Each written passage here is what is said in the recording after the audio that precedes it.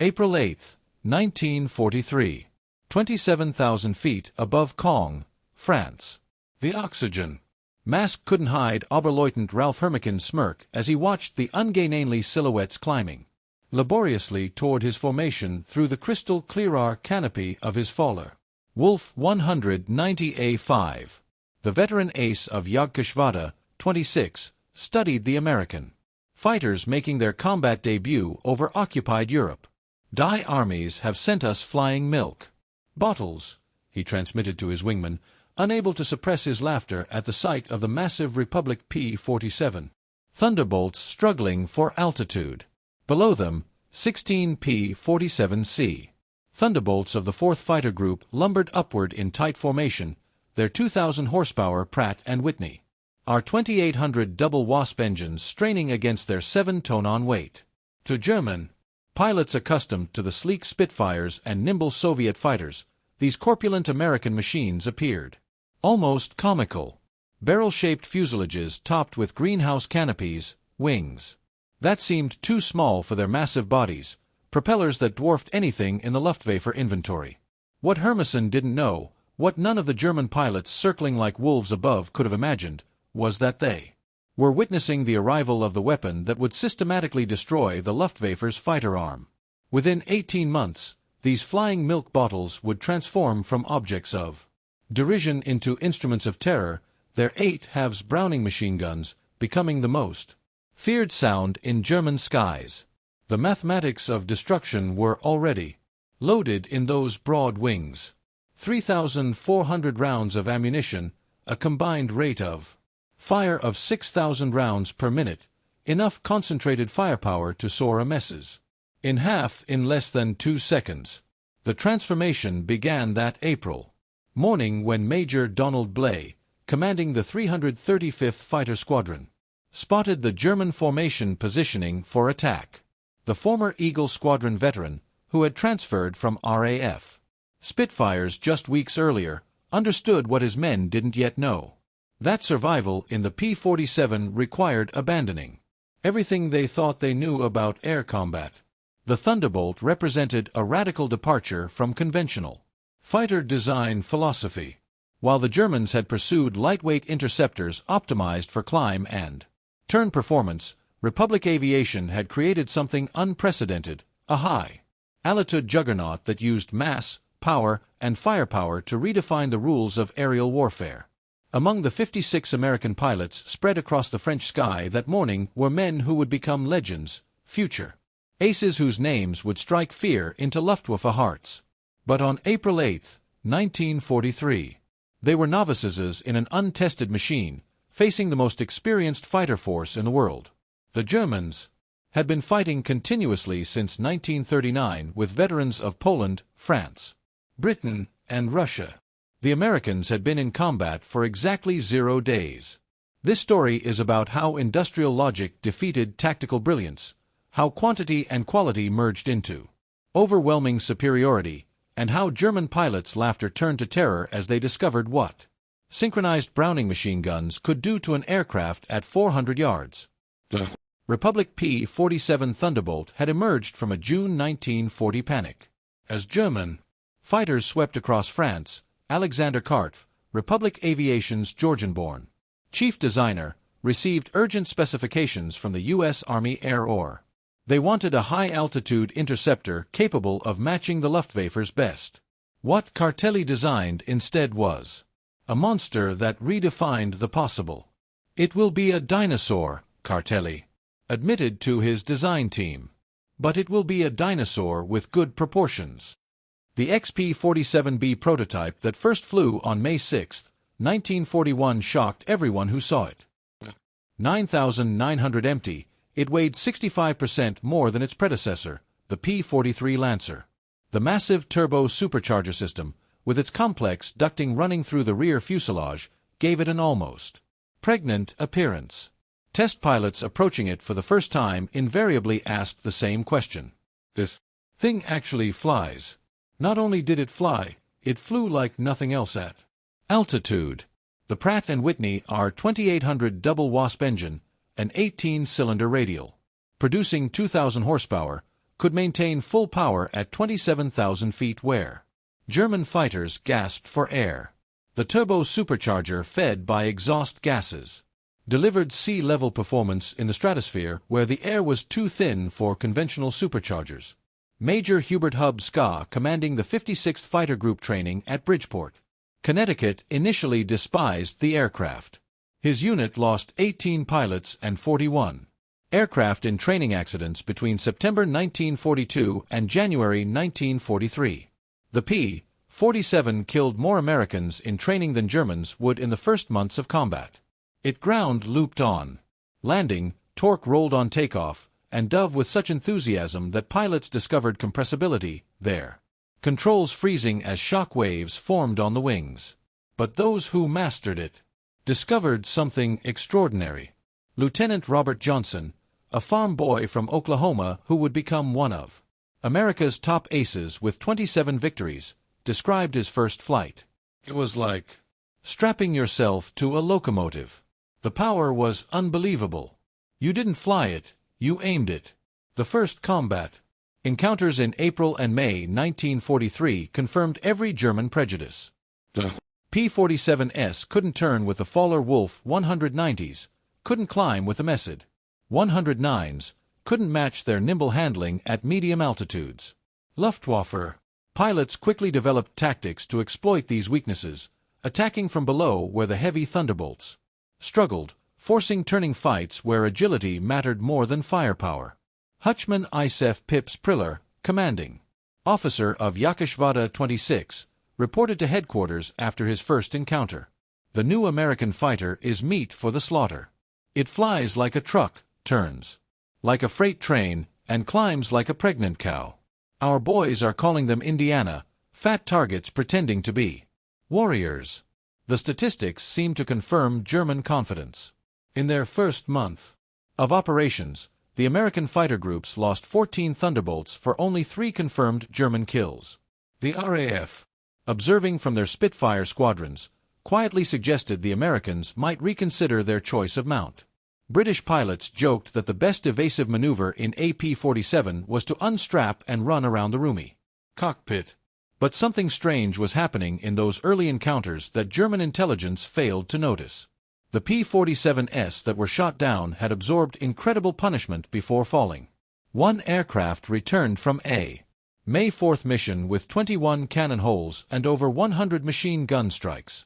Damage that would have disintegrated a Messerschmitt or Spitfire. The massive radial engine, lacking vulnerable coolant systems, shrugged off hits that would have stopped a liquid-cooled fighter cold. More significantly, when P-47s did get their guns on target, the results were catastrophic. The Thunderbolt's weapons battery created a convergence zone of destruction that German pilots had never experienced. Unlike the rifle-caliber weapons of early warfighters or the cannon with limited ammunition, the American fighter could maintain sustained fire for over 30 seconds, an eternity in aerial combat. The event that would begin changing German perceptions occurred on June 26, 1943 over Lazo, France. It involved 2nd Lieutenant Robert S. Johnson of the 61st Fighter Squadron and an encounter that would become legendary. On both sides of the conflict, Johnson's formation of 48 P-47s was returning from escort duty when they were bounced by 16 Faller Wolf 190s from 2/AGs. 26 led by Headman Wilhelm Ferdinand Galland, younger brother of the famous Adolf Galland. The Germans executed a perfect attack, diving from the sun with overwhelming speed advantage. Johnson's Thunderbolt, flying at the rear of the formation, was caught in the crossfire of multiple attackers, taking catastrophic damage in the first seconds of combat. 2,120 mm cannon shells exploded across his aircraft. The canopy shattered. Hydraulic fluid sprayed into the cockpit, the engine cowling was torn away, and fire erupted behind the instrument panel. Johnson, wounded in the nose and leg by shrapnel and bullet fragments, tried to bail out, but discovered the canopy was jammed. A 20 mm shell had exploded in the canopy track, welding it shut. He was trapped in a dying aircraft at 27,000 feet. What happened next defied every assumption about combat damage tolerance. Despite having no forward visibility through the oil-covered windscreen, a barely functioning engine that shook violently, and controls that responded only intermittently, Johnson managed to level the aircraft and point it toward England. The P-47 continued flying with damage that would have reduced any other fighter to falling debris. Then it got worse. A lone Focke Wolf 190 flown by. An unknown pilot from 2/JG-26 discovered the crippled Thunderbolt, limping toward the channel at less than 170 miles per hour. Historical research has never definitively identified this pilot, though several names have been proposed based on German combat reports from that day. What followed was one of the most extraordinary encounters in aerial warfare history. The German pilot positioned himself behind Johnson's P-47 and opened fire with his 420mm cannon and two 13mm machine guns. Johnson, unable to evade, could only huddle behind his armor plate and pray. The Thunderbolt absorbed the entire cannon ammunition load. Then the German repositioned and fired again, this time with only his machine guns. The cannon ammunition exhausted, the German pilot pulled alongside, staring in disbelief at the flying wreck. Johnson could see his face clearly, young, blonde, his expression shifting from confidence to confusion to something approaching fear. The German repositioned and emptied his remaining machine gun ammunition into the Thunderbolt. Still, it flew. He pulled alongside again, shook his head in apparent amazement, gave an informal salute, and peeled away, presumably out of ammunition. Johnson's P-47 landed at Manston with its engine failing on the runway. The crew chief stopped counting bullet holes after reaching 200. One cannon shell had exploded inches from Johnson's head. Another had detonated against the armor plate behind his seat. The engine had taken direct hits. The control cables were partially severed. 3 of the 4 main longerons, the structural backbone of the fuselage, were shot through. Yet, the aircraft had brought him home. The survival of Johnson's aircraft sent shockwaves through both air forces. American engineers studying the wreckage realized they had underestimated their own creation. German intelligence receiving combat reports from 2nd Section of Jagdgeschwader 26 initially refused to believe it. No aircraft could absorb that much punishment, but testimony from multiple pilots confirmed the impossible. The Thunderbolt had taken everything the Luftwaffe's best fighter could deliver and survived.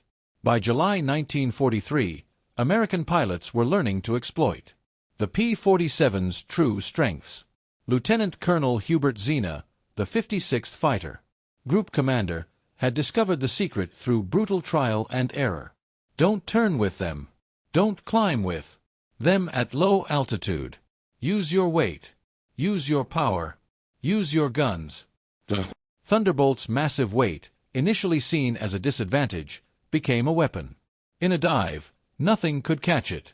From 30,000 feet, a P-47 could reach 550 miles per hour, faster than any German fighter could achieve, even in a vertical dive.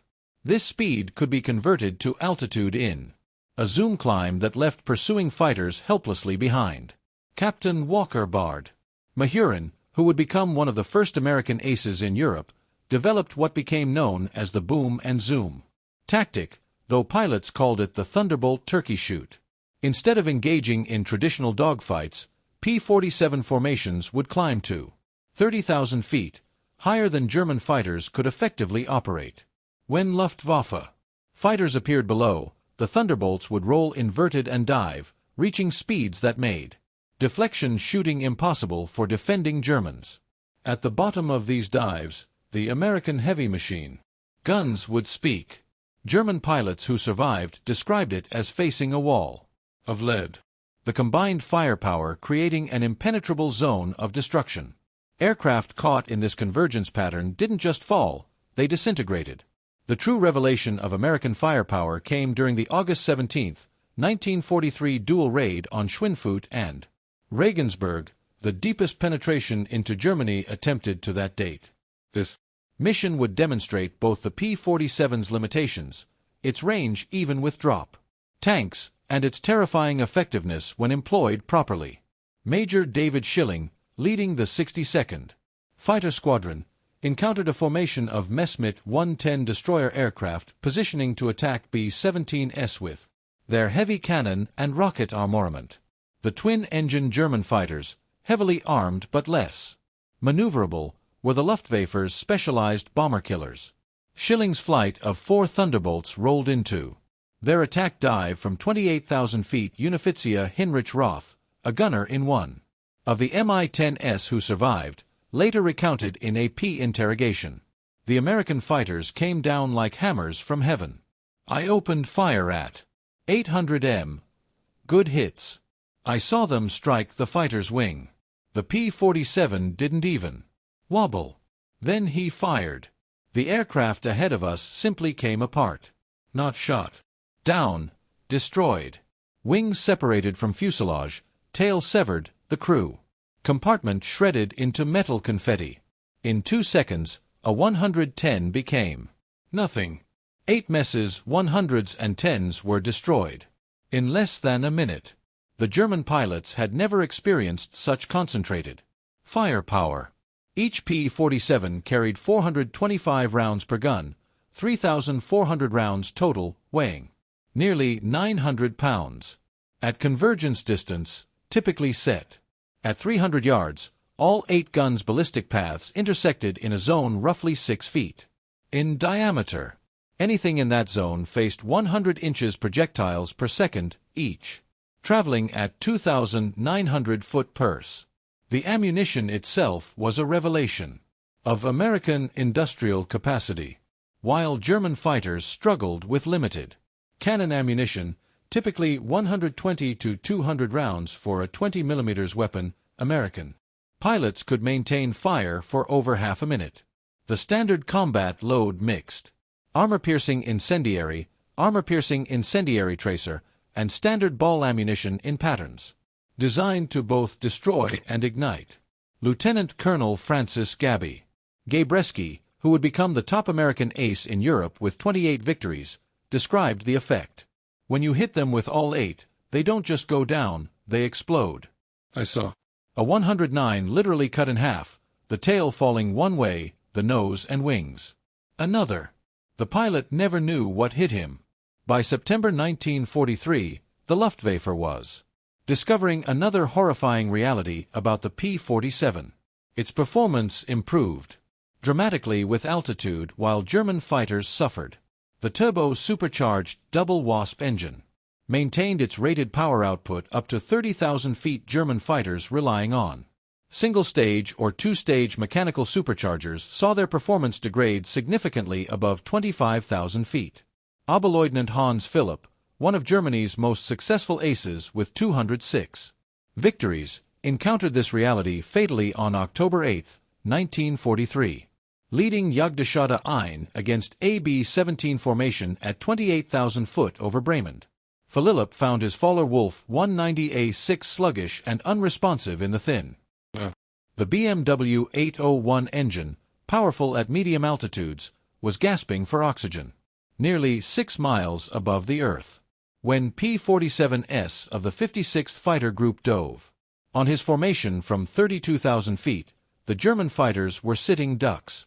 Robert Johnson, now an experienced combat pilot on his way to ace status, was flying at 31,000 feet when he spotted Philipp's distinctive Focke Wolf with its elaborate nose art. Johnson's combat report was clinical, opened fire at 300 yards, 30 degrees deflection. Observed strikes along entire fuselage. Enemy aircraft exploded. No parachute observed. Philipp's death sent shock waves through the Luftwaffe. If one of their best, a man who had survived over 500 combat missions on both eastern and western fronts, couldn't survive against the Thunderbolts, what chance did average pilots have?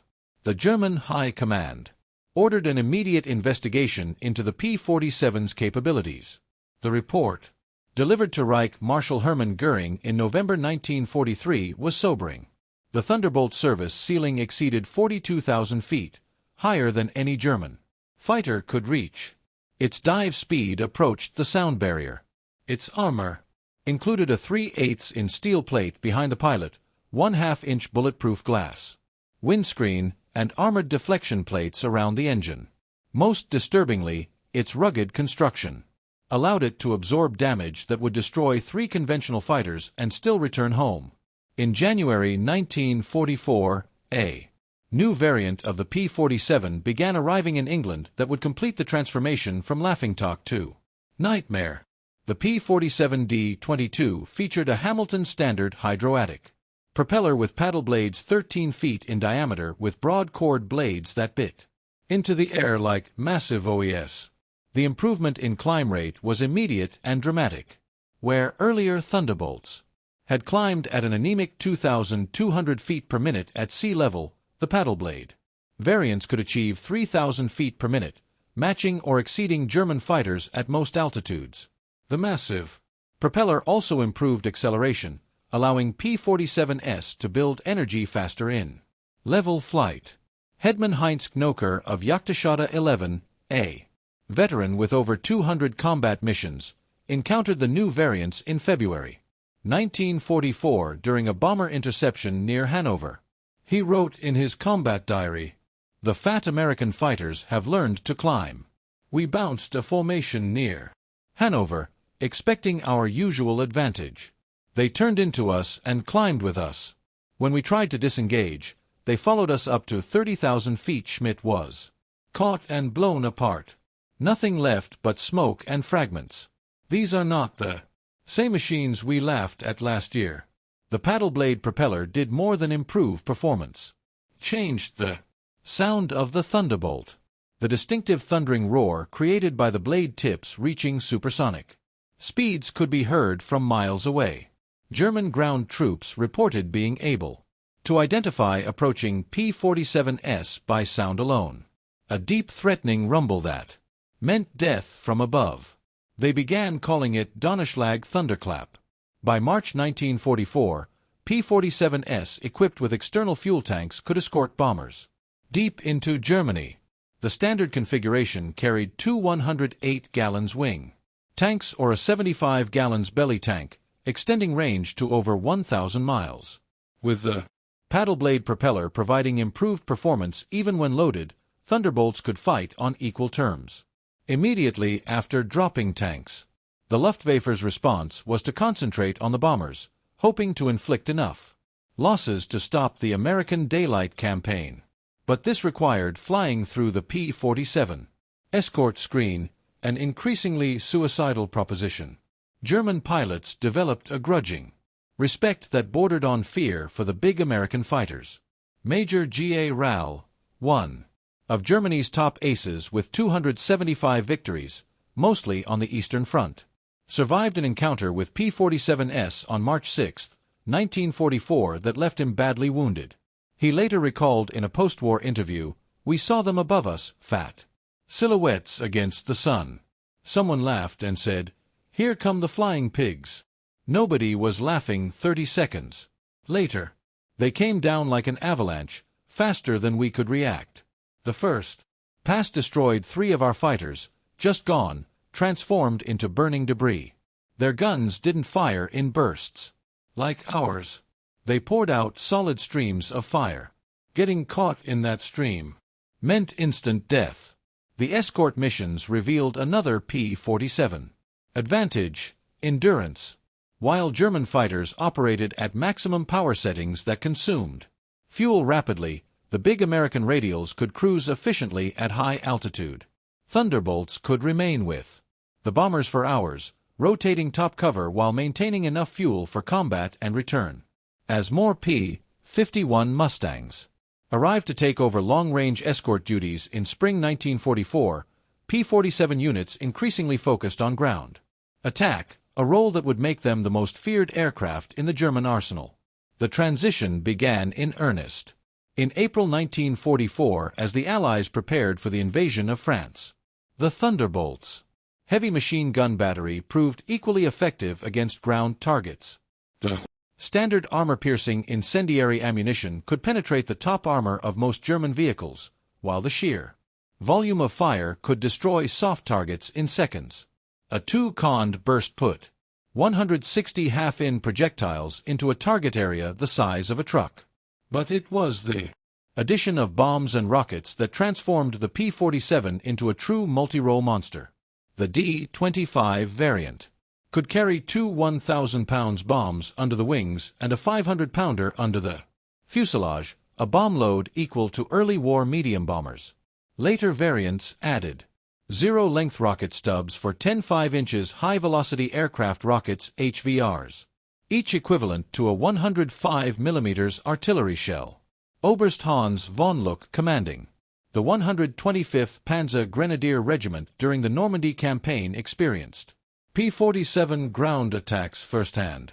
They came in low, so low you could see the pilots' faces. The sound was terrifying. Engines roaring, rockets screaming. Then the hammer of those heavy machine guns. A column of our trucks simply ceased to exist. 20 vehicles transformed into burning wreckage in one pass. The psychological effect on the men was devastating. They called them JBOs, fighter bombers. But these were something beyond that. They were flying artillery with the accuracy of snipers. On June 6, 1944, the Luftwaffe discovered how completely the balance of power had shifted. Over 500 P-47s provided air cover for the invasion, creating an impenetrable umbrella over the beaches. German fighters attempting to reach the landing zones were massacred. Oberleutnant Wolfgang Fischer of Jagdgeschwader, one of only 3 German pilots to reach the beaches that day, reported the sky belonged to the Americans. Thunderbolts were stacked from sea level to 30,000 feet. We tried to break through. At dawn, 12 fighters from our grouper. I was the only one to return. The P-47s were waiting at every altitude. You couldn't climb over them, couldn't dive under them. Their guns turned our fighters into aluminum rain. In the weeks following D-Day, P-47s systematically destroyed German movement in daylight. The statistics were staggering. In June alone, 9th Air Force Thunderbolts claimed 651 locomotives, 3,847 trucks, 512 tanks and armored vehicles, and 4,553 horse-drawn vehicles destroyed. The Wehrmacht was forced to move only at night, severely hampering their ability to respond to Allied advances. The Germans tried everything to counter the Thunderbolt threat. They reinforced vehicle armor, deployed more anti-aircraft guns, developed new camouflage techniques. Nothing worked.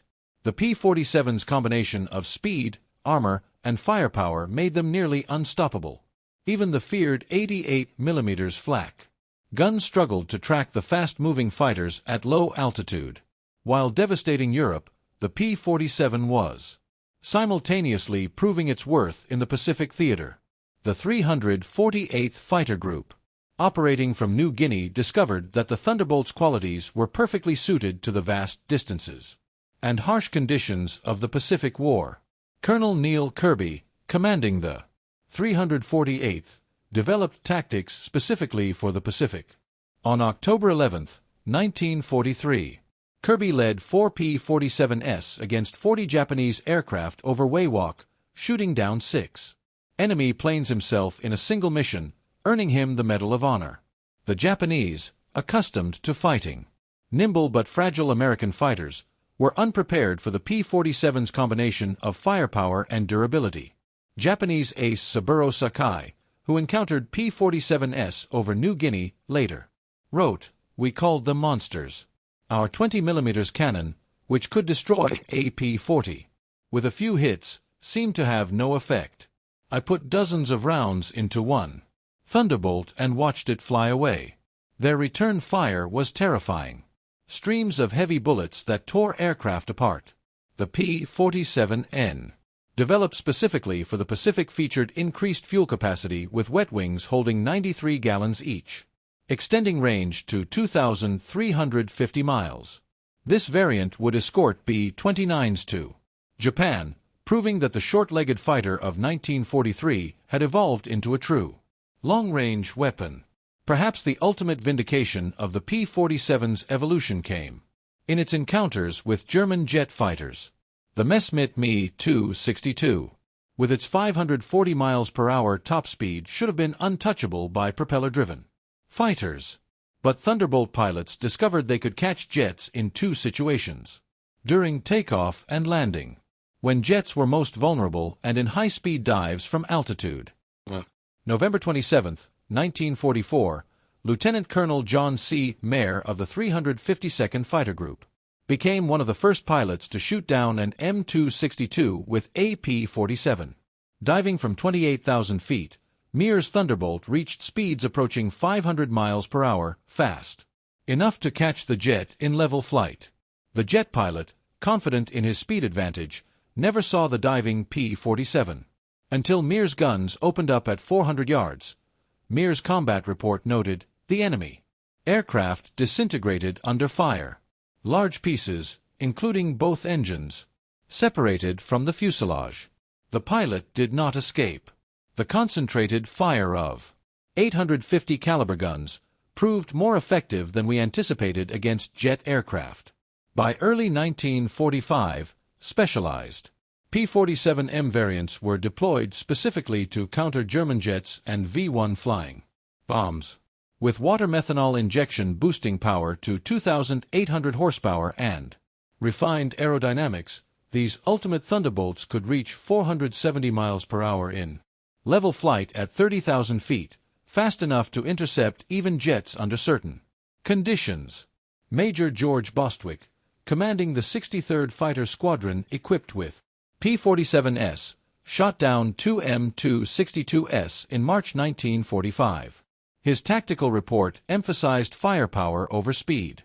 "The jets are faster, but they can't turn and they can't take punishment. One good burst from our battery, and they come apart like they're made of paper. They have to slow down to attack bombers. That's when we get them." The ultimate demonstration of American industrial might came during Operation Bodenplatte, the Luftwaffe's desperate attempt to destroy Allied air power on January 1, 1945. Nearly 900 German fighters, including their best remaining pilots, launched surprise attacks on Allied airfields across Belgium and the Netherlands. Y-34 airfield near Metz, home to the 365th Fighter Group's P-47s, the attack initially succeeded. German fighters destroyed 22 Thunderbolts on the ground, along with several other aircraft. A captured German pilot brought to the command post pointed at the burning aircraft and taunted, "What do you think of that?" Major George Brooking's response became legendary throughout the 9th Air Force. He pointed to the flight line where ground crews were already pushing damaged aircraft aside and preparing hard stands for replacements. "By tomorrow, we'll have 40 new ones. How long will it take you to replace your pilots?" The German pilot's smirk disappeared. Within 48 hours, factory fresh P-47D-40s filled the flight line. Flown in from depots in England, the Luftwaffe lost 271 aircraft and 213 pilots in Bodenplatte, including many irreplaceable instructors and squadron leaders. These losses they could never replace. The Americans lost 134 aircraft total across all attacked airfields, all replaced within a week. The numbers told the story of inevitable defeat. Republic Aviation produced 15,683 P-47s during the war, more than any other American fighter.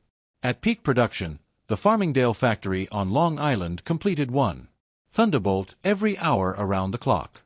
The Evansville plant in Indiana, built from empty farmland in 1942, was producing 500 aircraft per month by 1944. Each P-47D required 65,000 individual parts, 8 miles of electrical wiring, 2,000 pounds of aluminum, and 300 pounds of rubber. The engine alone contained 2,400 individual components machined to tolerances of thousandth of an inch. Yet, American workers, many of them women who had never seen an aircraft before Pearl Harbor, assembled these complex machines with precision that exceeded peacetime standards. The ammunition production was equally staggering. Each P-47 sortie required 3,400 rounds of 50 caliber ammunition, with hundreds of Thunderbolts flying daily missions. Ammunition consumption exceeded 10 million rounds per month by mid-1944. The Lake City Arsenal in Missouri, one of several ammunition plants, produced 30 million rounds monthly. Each cartridge was manufactured to tolerances measured in 1/10,000 of an inch, ensuring reliable feeding through the synchronized gun mechanisms. The fuel consumption was enormous. Thunderbolt burned 100 gall per hour in normal flight, up to 300 gall in combat. With water injection engaged, the 9th Air Force alone consumed over 25 million gallons of aviation fuel monthly by late 1944. All of it shipped across the Atlantic in tankers that were themselves products of American mass production. Even more impressive than aircraft production was pilot training. By 1944, the United States was graduating 30,000 pilots annually from advanced training, more than Germany had trained in the entire war. Each P-47 pilot received a minimum of 400 hours of flight training before entering combat, including 100 hours in advanced fighters. German pilots, by contrast, were entering combat with less than 100 hours total time by war's end. The quality showed in combat. American pilots arrived in Europe trained in formation flying, instrument navigation, gunnery, and tactics. They had practiced against captured German aircraft, understanding their enemy's capabilities and limitations. They knew their aircraft systems intimately, having studied technical manuals that German pilots never received. Lieutenant Eugene Roberts, arriving in England in September 1944, exemplified the American training advantage. I had 420 hours in my logbook, including 75 hours in the P-47. I'd fired at towed targets, practiced deflection shooting, studied gun camera film from actual combat. My first mission, I knew exactly what to do. The German pilot I faced couldn't have had half my experience. It wasn't even a fair fight. In March 1945, Oberstleutnant Isef Priller, the same pilot who had mocked the P-47s as pregnant cows 2 years earlier, was interviewed by German propaganda officials seeking to boost morale. His statement, deemed too demoralizing for publication, revealed the complete transformation in German attitudes. The Thunderbolt is the best fighter-bomber ever built. Its firepower is unprecedented. Weapons that never jam, never overheat, never run out of ammunition in normal combat. It carries bombs like a medium bomber, fires rockets like artillery, and fights like a fighter when needed. But beyond the machine is what it represents. Unlimited American production. They lose 10, they build 20. We lose one, it's gone forever. Their pilots arrive better trained than our instructors. They have fuel for training, ammunition for practice, spare parts for everything. We have nothing but courage. And courage without resources is just delayed defeat. We laughed at them in 1943. We're not laughing now. When you hear those guns, you know death has come calling. The sound haunts us. Mechanical, precise, unstoppable. Like everything American, it's about overwhelming material superiority. They didn't beat us through better tactics or braver pilots. They buried us under an avalanche of steel and lead. By April 1945, the Luftwaffe existed largely on paper. Fuel shortages grounded most aircraft. Experienced pilots were dead or captured. Airfields were cratered ruins. But even with aircraft and fuel, German pilots faced an impossible equation. Attacking meant facing P-47 formations that owned every altitude from ground level to 40,000 feet. Feld Webel Klaus Brechender, one of the last German pilots trained in 1945, flew exactly one combat mission before the war ended. His encounter with P-47s over Leipzig lasted 12 seconds. I saw them diving from above, 4 Thunderbolts in perfect formation. I tried to turn, but they were too fast. The leader fired from 500 m. My aircraft shook like it was hit by sledgehammers. The engine exploded, the wings separated. I barely escaped. In the parachute I watched them destroy my entire staff. 6 fighters gone in under a minute. The sky rained, burning aluminum and bodies. The psychological impact was complete. German pilots developed what medical officers called jabo fever, physical symptoms of stress appearing when Thunderbolts were reported in the area. Veterans who had faced Spitfires and Hurricanes without fear became physically ill before missions against P-47s. The distinctive thunder of approaching Thunderbolts caused panic among ground troops who knew that survival meant finding cover immediately. The final statistics of P-47 operations defied comprehension. In Europe, 3,752 German aircraft destroyed in aerial combat, 3,315 aircraft destroyed on the ground, 86,000 railway cars destroyed, 9,000 locomotives destroyed, 6,000 armored fighting vehicles destroyed, 68,000 trucks destroyed, 60,000 horse-drawn vehicles destroyed in the Pacific. 697 Japanese aircraft destroyed in aerial combat, 150 aircraft destroyed on the ground, 1,500 vehicles destroyed, 150 locomotives destroyed, countless barges, ships, and installations. The 9th Air Force alone, primarily equipped with P-47s, flew 213,873 combat sorties, dropped 120,000 tons of bombs, fired 135 million rounds of ammunition, and launched 60,000 rockets. The Thunderbolt units achieved a 4.6:1 kill ratio in aerial combat while maintaining the lowest loss rate of any Allied fighter bomber. Behind these numbers lay the human cost. The Luftwaffe lost approximately 28,000 pilots killed in combat against Western Allied forces. Many fell to the concentrated fire of American heavy machine guns. Each loss represented years of training that Germany could never replace. By war's end, the average German fighter pilot had less than 30 hours of combat experience. The average P-47 pilot had over 200. At the Luftwaffe Interrogation Center at Ober-Ursel, captured Allied pilots were debriefed by German intelligence. The records captured in 1945 revealed German assessments of Allied aircraft. The file on the P-47 updated continuously throughout the war showed the complete reversal of opinion. April 1943. Large, unmaneuverable fighter. Inferior to German types in all performance parameters except dive speed. Machine gun armament insufficient against cannon-armed fighters. Assessment minimal threat. December 1943. Exceptional high-altitude performance. Extreme structural strength. Firepower. Increasingly problematic. Pilots showing improved tactics. Assessment. Significant threat above 25,000 feet June 1944. Dominant fighter bomber.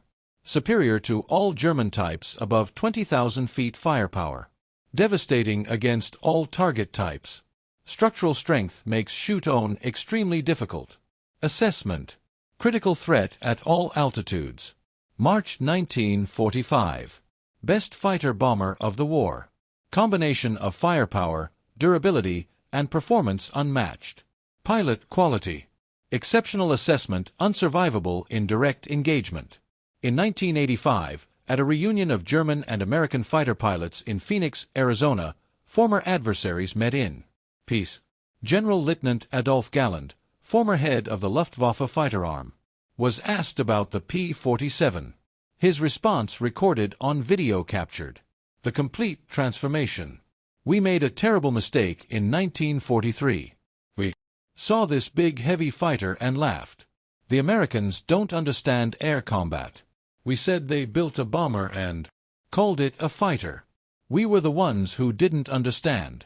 The Americans didn't try to build a European fighter. They built an American one designed around production, firepower, and survivability. They understood that, in a war of attrition, the plane that could take punishment and deliver devastating firepower would win. They were right. The first time I flew a captured P-47 after the war, I understood everything. The power was incredible. It climbed like it was falling upward. The cockpit was comfortable. The visibility excellent. The controls precise. It was a pilot's aircraft wrapped in armor. But what really impressed me was realizing that America built over 15,000 of these complex machines while fighting a two-ocean war. Each one required an engine more complex than anything Germany produced. Yet they built them faster than we could build simple fighters. That's when I knew we never had a chance. Those guns, we called them Roosevelt's piano because of the sound they made. Once you heard that sound, you never forgot it. Many of my friends heard it for the last time. The P-47 didn't just defeat the Luftwaffe, it destroyed it. The P-47's design represented American industrial philosophy perfectly. Brute force engineering backed by unlimited resources. Every component was overbuilt, overpowered, and over-engineered. The wing spars could support 40,000 pounds, 3 times the aircraft's loaded weight. The engine mount could withstand 12 G-forces. The control cables were doubled throughout with automatic backup systems. The ammunition feed system alone was a marvel of engineering. Separate ammunition boxes, each holding 425 rounds, fed through electric boost motors to prevent jamming during hygiene maneuvers. The guns were electrically heated to prevent freezing at altitude. Each gun had its own charging mechanism and could be individually synchronized. The convergence was adjustable from 150 to 400 yards, allowing pilots to optimize for their preferred engagement range. Even after the war, some German veterans maintained that the P-47 won through quantity, not quality. That German fighters were technically superior but overwhelmed by numbers. The combat records tell a different story. In engagements where numbers were equal, P-47s consistently prevailed. The heavy machine gun armament, dismissed as inferior to cannon, proved more effective in actual combat. Analysis of gun camera footage revealed why cannon shells, while individually more destructive, required precise aim and had limited ammunition, typically 120 to 200 rounds total. The P-47's weapons created a probability cloud of bullets that guaranteed hits, even with imperfect aim. At typical engagement ranges, a two-conned burst put at least 20 rounds into a fighter-sized target, enough to ensure destruction. The ammunition itself was superior. American .50 caliber armor-piercing incendiary rounds used a delayed action fuse that ensured penetration before detonation. The incendiary compound burned at 3,000 degrees Fahrenheit, hot enough to ignite aluminum. Structure: German 20mm shells, while heavier, often exploded on surface contact, causing spectacular but sometimes superficial damage. The P-47 Thunderbolt remains the heaviest single-engine piston fighter ever mass-produced. Its empty weight of 10,000 pounds exceeded the gross weight of some twin-engine fighters. Its engine produced more power than entire bomber formations from the previous war. Its weapons delivered more firepower than a squad of infantry. Yet, it was built by the thousands, flown by kids barely out of high school, and maintained under combat conditions by mechanics who learned their trade in weeks. The transformation of German opinion from mockery to terror took less than 2 years. In that time, the flying milk bottle became the most feared aircraft in the Luftwaffe's experience. Veterans who had faced Spitfires, Hurricanes, and Soviet Yaks without flinching spoke of P-47s in hushed tones. Decades after the war, at the United States Air Force Museum in Dayton, Ohio, a restored P-47D sits among other legendary fighters. Its placard lists specifications and battle honors, but the real story is told by a small display case containing spent .050 caliber shells and a strip of gun camera film showing a Folly Wolf 190 disintegrating under fire. Below the display is a quote from an unnamed German pilot taken from a 1945 interrogation report. We laughed when we first saw them. Fat, ugly American fighters that couldn't turn, couldn't climb, couldn't fight. We stopped laughing when we realized they didn't need to turn or climb. They just pointed those guns at you and you ceased to exist. The laughter died with our comrades. The P-47 Thunderbolt entered combat as an object of derision and ended the war as an instrument of annihilation. Between 8 synchronized Browning machine guns rewrote the rules of aerial warfare and buried the Luftwaffe under an avalanche of lead. German pilots had laughed at the ungainly American fighter in April 1943. By May 1945, there were no German pilots left to laugh. The thunder had spoken, and the sky belonged to America.